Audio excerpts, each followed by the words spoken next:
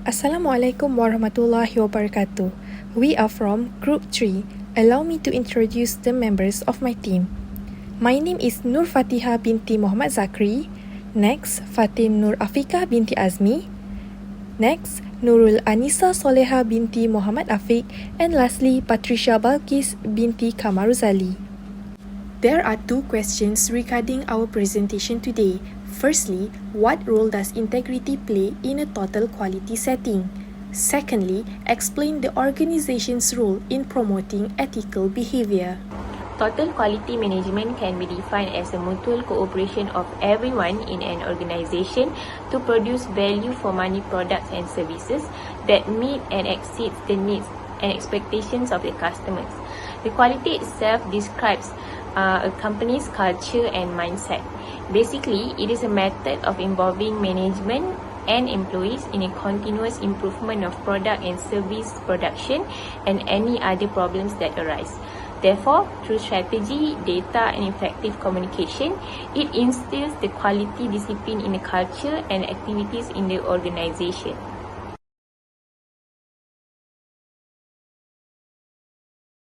Answering the first question, which is what role does integrity play in a total quality setting?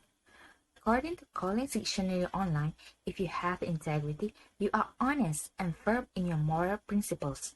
Personal integrity is a moral conviction that one should do what is right and reject what is wrong, regardless of the repercussions of their actions. Integrity in the workplace should extend to decision-making, engaging with co-workers, and serving consumers or clients. Integrity in the workplace refers to the fact that your actions match your words and that you are trustworthy, reliable, and honest. While integrity is a quality rather than a talent, it may be improved with time. Roles integrity play in a total quality setting can be counted on to do the right thing, do it correctly, and do it on time. Firstly, the role that integrity plays in a total quality setting is to do the right thing. C.S. Lewis, a brilliant British writer, once said that integrity is doing the right thing through your words, actions, and beliefs, even when no one is looking. Integrity is something that cannot be compromised, no matter what business you are in or what position your team members play. It is critical that everyone is focused on doing the right thing rather than taking an easier or faster route, especially when there's no one watching. Every employee in the organization must follow this guideline. Someone with integrity is not easily swayed by others' beliefs and acts in accordance with their strong moral compass. It is the job of leaders to serve their followers by doing the right thing even when no one is looking. This is one way they can set an example for others. If they want their staff to be focused on doing the right things, they must demonstrate that they are equally willing to do the right thing in all situations. A leader must have a strong set of ethics, strive to find the truth rather than what is comfortable in a scenario. A leader with integrity is dependable and predictable in their interactions with individuals and issues, and they fight what is right, just and acceptable. Leaders with high integrity have strong moral principles. You can trust them to do the right thing at the right time for the right reasons. Next, to do things correctly is also included in one of the roles that integrity plays in the total quality setting. Your commitment to integrity will have an impact on the workplace whether you work for a small company or a major multinational. Acting with integrity not only demonstrates to employers that you are capable of handling duties that will improve your career, but it also contributes to a strong workplace culture. You can do things correctly by following the company policies. Employee policies are created to keep you safe, promote professionalism, increase efficiency, and help you determine the best course of action. Take the time to learn and observe these guidelines. If you choose not to follow them or take shortcuts, you will make poor decisions, encounter challenges, and make mistakes that will require correction. Aside from that, you must own up to your mistakes and learn from them. It's natural to make mistakes in working, but you should own up to them rather than blaming others.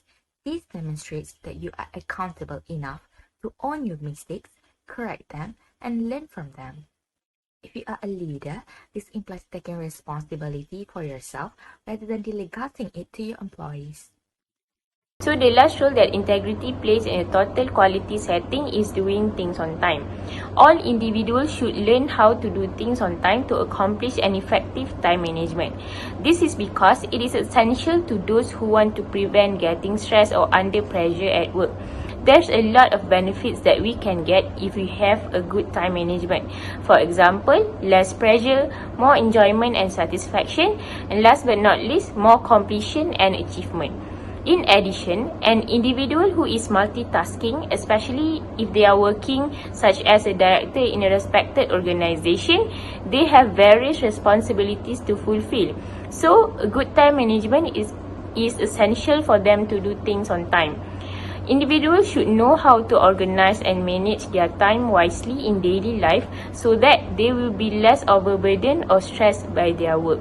Besides, time management guarantees individuals finish their work on time and not fall behind. Thus, we know whatever profession that the individual has, he should do his responsibilities according to time, as this will assist him to become more disciplined, organized and efficient. So we can conclude that these characteristics are crucial to the success of overall quality management in the company. And the most important thing is that the manager plays a significant role in developing these skills in the workplace. Without these aspects, business organizations cannot be effective with complete quality setting implemented.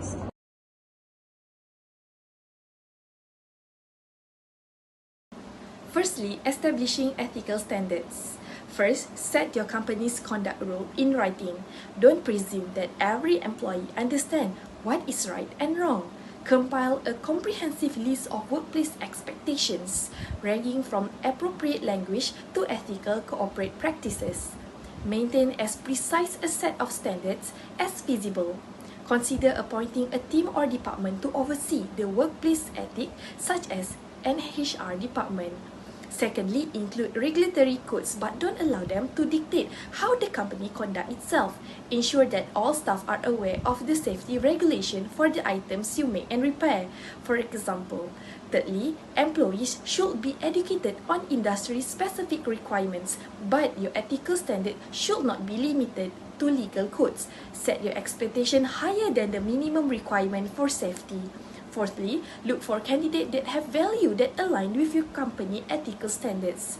Include specific questions about values in your interview with potential employees.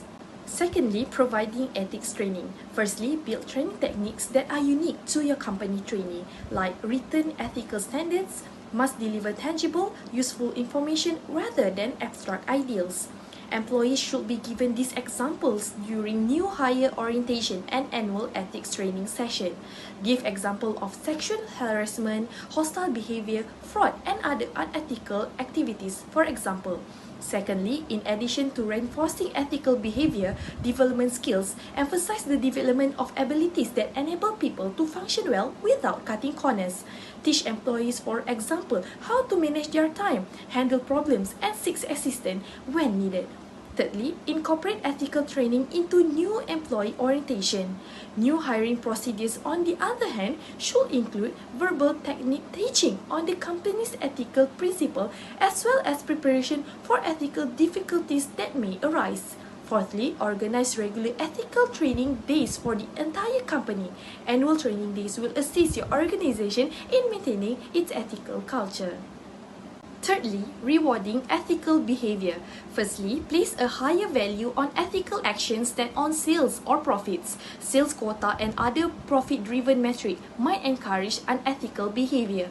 Employees with great customer satisfaction ratings or good safety record should be rewarded with monetary bonuses and other accolades in addition to top sales.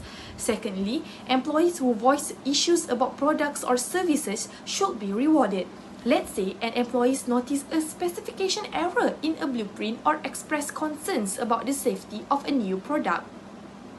Thirdly, employees should be promoted based on their ethical behavior. Consider ethical behavior when making decisions about promotions, raises, and bonuses. Failure to do so may result in a poisonous work environment. Fourthly, set up a profit-sharing scheme. Workers are discouraged from manipulating figures for their own gain when firm gains are shared with them. Don't judge people's performance just based on their figures. Consider their impact on moral, work ethic, client relations, and other intangible factors. Lastly, dealing with misconduct.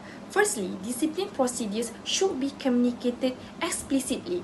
Ascertain that all employees are aware of the implications of unethical action. Make it explicit, for example, that any employee discovered stealing will be fired immediately. Secondly, ensure that employees can report misconduct without fear of retaliation. It is vital to have a discreet complaint mechanism. Employees should be allowed to anonymously make a complaint with your human resource department. Ensure that all employees, regardless of rank, feel free to express their ethical concerns. Thirdly, violators must be punished consistently and promptly. Investigate charges of misbehavior as soon as possible and don't let complaints lapse or slide through the gaps. Furthermore, everyone in the organization, whether a senior executive or an intern, must be held to the same high standards. Discipline that is consistent goes hand in hand with praising ethical behavior. Both are responsible for enforcing the company's ethical guidelines. In conclusion, applying the total quality management in the company is important as it provides a comprehensive and ethical strategy taken by businesses to continuously improve their products, service, or process by involving all stakeholders in order to please customers while also improving performance and sustainability. Overall, TQM techniques increase all performance parameters according to the findings. Leadership has no bearing on performance, inventory management, innovation, social responsibility, and market and financial success all benefits from knowledge and process management approaches. Successful training boosts operational efficiency, staff productivity, and customer satisfaction. Successful supplier quality management has been shown to improve social responsibility. Customer-focused efforts that are successful improve operational performance, customer outcomes, and market and financial performance. Employee performance and the firm's social responsibility improve as a result of effective strategic quality planning activities. TQM practices can be inferred increase numerous performance measurements in businesses. Because each factor in TQM practice enhances distinct parts of company performance, all aspects of TQM practice should be successfully controlled in the firm. The TQM component's synergy results in exceptional or critical improvement in the firm's performance. To successfully adopt TQM, companies should enhance staff involvement or skill and firm structure as well as commit necessary resources.